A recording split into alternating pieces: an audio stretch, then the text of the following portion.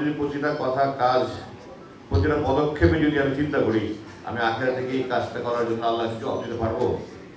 আমি সত্যিকারভাবে বিশ্বাস করি আখিরাতে এবং জান্নাত পেতে চাই। এখানে একটা লোক কেউ বলতে পারবেন আমি জান্নাত পেতে চাই না, আমি বেঁচে যেতে চাই, আমি দোজখে যেতে চাই, হাত উঠাবেন কেউ?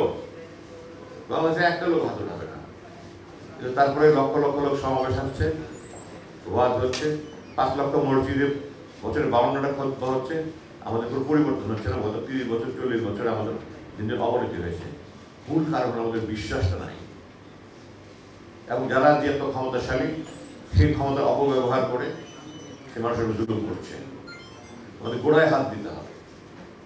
আমাদের গোড়া ঠিক নাই, আমাদের স্তম্ভ ঠিক নেই, আমাদের ভিত্তি ঠিক নাই, আমরা উপর দিয়ে পানি ঢালছি, শুধু লাভ হবে না। আমাদের নিজেদেরকে আগে পাল্টাতে হবে এবং সমাজকে পাল্টানোর জন্য চেষ্টা করতে হবে। ছাত্র সমিতিরা চেষ্টা করছে, তবে চেষ্টার মধ্যে নিখুঁত চেষ্টা আমি সেটা বলবো না। আর আমাদের দেশে যারা দিনের ধারক বাহক লেবাসধারী আছেন ওনার ক্ষতি করছেন বেশি, আমি মনে করি।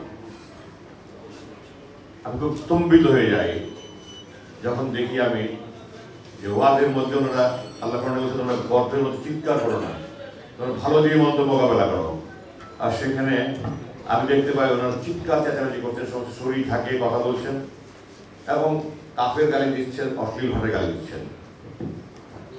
কোরআনের পরিপন্থী কাজ ওনারা তো করছেনই, ওনাদের দোষ দিতে পার পেতে পারবো না। আমরা কি করছি? আমি কথায় কথায় শাহবাগ অবরোধ করছি। আমার অধিকার আছে আমার দাবি আদায়ের জন্য সোচ্চার হওয়ার। আমার অধিকার নাই অন্যের দাবি হরণ করার, অন্যের হক হরণ করার। ইংরেজিতে বলে যে your liberty to swing your arms ends where my nose begins. তুমি যত হাত ঘোরাও আমার নাকে যেন না লাগে। আমরা এখন হাত ঘোরাচ্ছি, আরেকজনের নাক ঘুষি মারছি আমরা।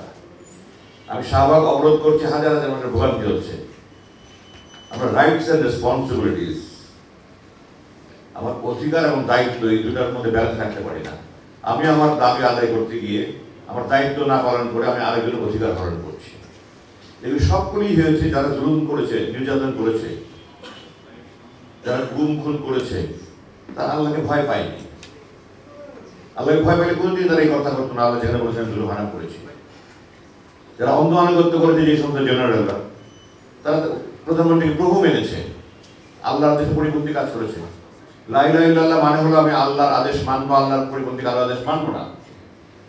আল্লাহ সূরা নিসা 4 নম্বর 59 নম্বর আয়াতে বলেছেন তোমরা উপরস্থদের আদেশ মানো। কিন্তু এটাও বলেছেন যে উপরস্থদের আদেশ যদি আল্লাহ এবং রাসূলের পরিপন্থী হয় তাহলে মানবে না। কিন্তু আমরা আল্লাহ এবং রাসূলের আদেশের পরিপন্থী আদেশ পালন করছি, কারণ আমরা আল্লাহকে প্রভু মানছি না, আল্লাহকে ভয় করছি না, আল্লাহকে জবাব দিতে হবে চিন্তা করছি না। আমরা উপরস্থদেরকে জবাবদিহি করতে হবে এই চিন্তা করে জুলুম করছি, অন্যায় করছি, অবিচার করছি, মানবাধিকার লঙ্ঘন করছি। কেন করছি? চাকরির জন্য। আমরা আল্লাহকে রাজ্জাক মানছি না, চাকরি গেলে খাবো কি এই ভয়ে আমরা যদি অন্ধানুগত্য করি তাহলে আমরা আল্লাহকে রাজ্জাক মানছি না, রেজেকদাতা মানছি না, আমরা বসকে উপরস্থ থেকে রেজেকদাতা মানছি। তো আমাদের ইমানেই সমস্যা, এই কারণে আমরা এত মানবাধিকার লঙ্ঘন করছি।